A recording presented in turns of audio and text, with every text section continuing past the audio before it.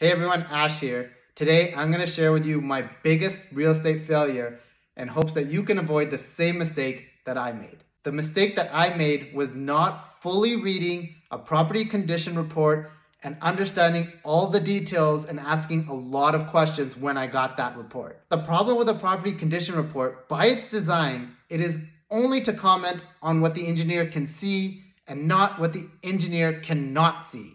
So in the report that I got, the engineer had specified that some of the windows look like, and I quote, had potential for moisture penetration.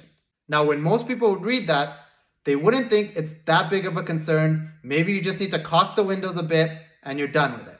But as we started to manage the building, we soon realized that the problem was way worse. There was mold all in the walls.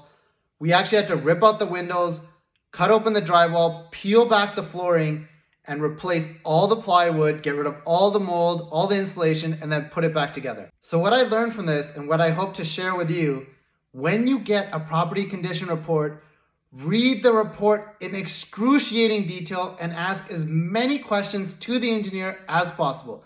If you see any red flags, ask the engineer, what is the extent of this red flag and how bad could it really be?